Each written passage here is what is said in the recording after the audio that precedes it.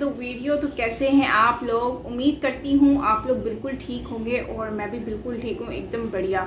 तो दोस्तों, आज हम जो वीडियो वॉच करेंगे ये है राहुल गांधी की भाषण पर स्मृति ईरानी ने संसद में विपक्ष को दिया खड़ा जवाब। तो जल्दी से चलते हैं, देखते हैं इस वीडियो को कि क्या हुआ।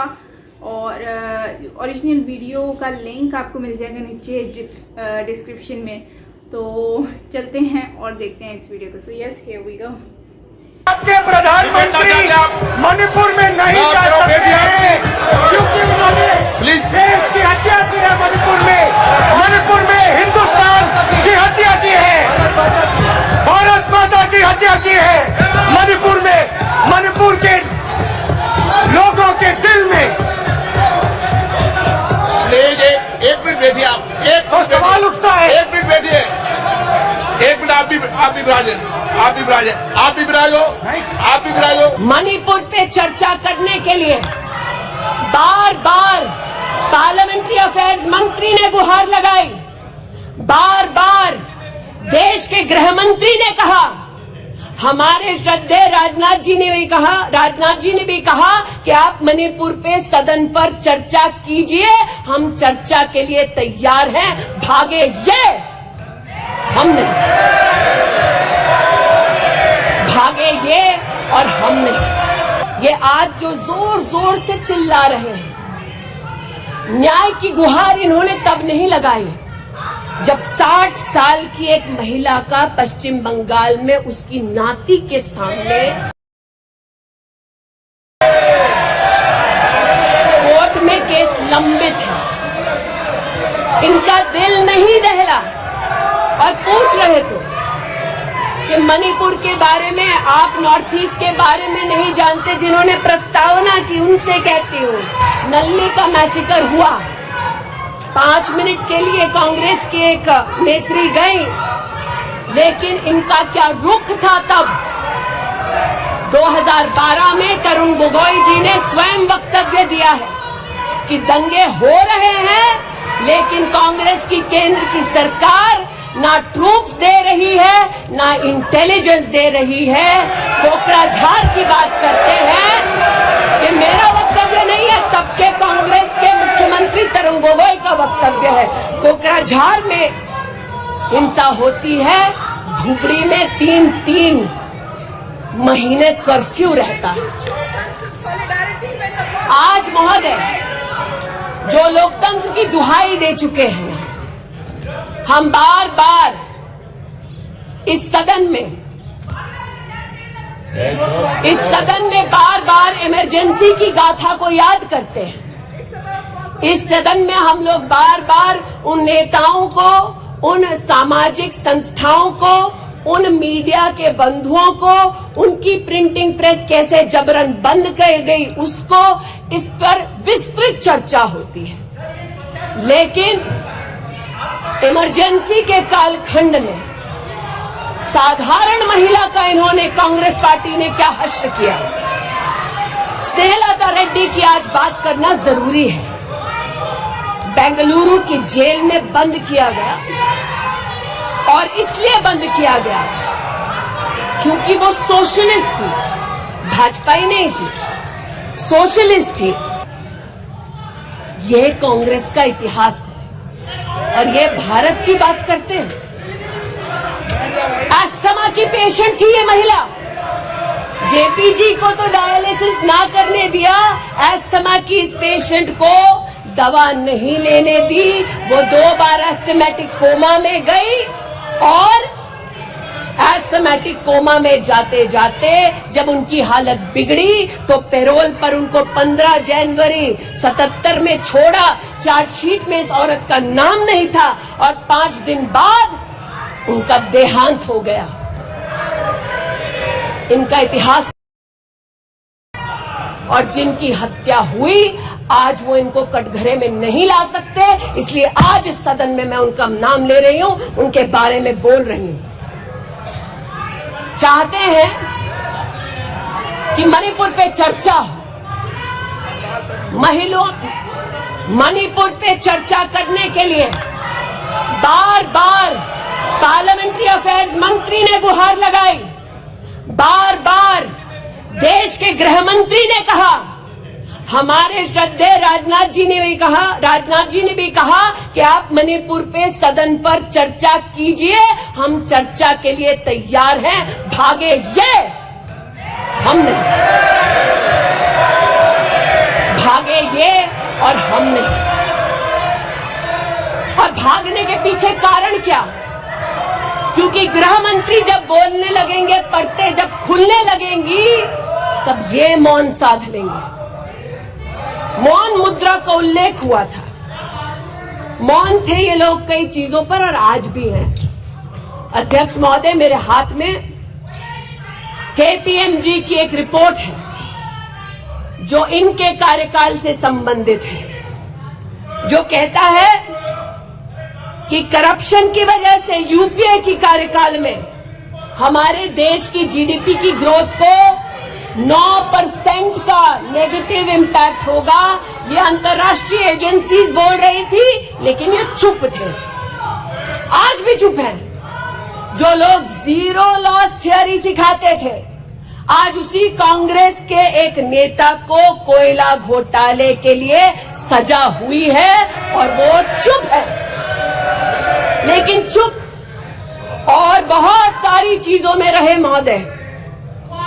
2005-06 में यूपीए की सरकार को यह ज्ञात हो गया था कि खुले में शौच करने की वजह से महिलाओं का बलात्कार हो रहा है। 2005-06 में इनको पता था, ये सरकारी सर्वे में ज्ञात हुआ है, लेकिन ये चुप थे। 2010 में वर्ल्ड बैंक की रिपोर्ट ने कहा, इनकी तब सरकार थी, कि स्वच्छता न होने की वजह से देश की जीडीपी पर 6.4 का नेगेटिव इंपैक्ट है। ये चुप रहे। महिला का बलात्कार खुले में शौच में हो रहा था, इनको पता था, ये चुप रहे।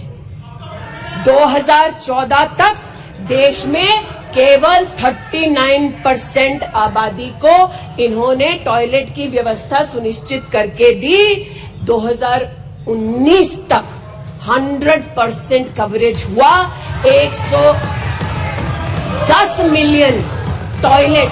ये हंसते हैं इस पे अध्यक्ष जी, शायद इनको पता नहीं है कि एक महिला के लिए दिन की शुरुआत में शौच के लिए बाहर जाना या सूर्यास्त का इंतजार करना, शौच के लिए बाहर जाना और वहां उसका शारीरिक शोषण होना, बलात्कार होना, ये कितनी बड़ी सामाजिक और क्रिमिनल चुनौती है, इस बात से इनको कोई सरोकार नहीं, इसलिए उपहास का विषय बनाते हैं। आज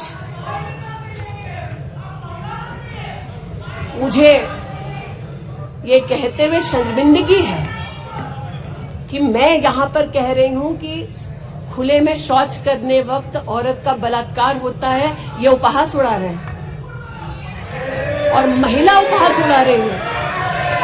शायद यही लक्षण है कांग्रेस मिथ अलायंस के कि औरत का बलात्कार हो तो ये हंसे, भारत मां की हत्या की बात हो तो ये यहां पर तालियां पीटे, ये कांग्रेस का लक्षण है। इनकी प्रस्तावना के वक्त ये कहा गया कि हम बात करेंगे मात्र एक व्यक्ति से, हम किसी मंत्री से बात नहीं करेंगे, क्योंकि मंत्रियों की कार्यशैली पर इनको चर्चा नहीं करनी। और शायद सच भी है, इनका अपना अनुभव है कि इनके यहाँ पावर का केंद्र बिंदु एक था। यहाँ पर फर्क ये है कि हम सब कलेक्टिव रिस्पॉन्सिबिलिटी के भागीदार हैं। ऐसे हाइड हो जाता है, हमें लगता है कि ये 0% इसमें क्राइम्स होते हैं, लेकिन वो वहाँ के कानून के हिसाब से वो क्राइम हाईलाइट नहीं हो पाते और वो क्राइम छुपे छुपे रहते हैं।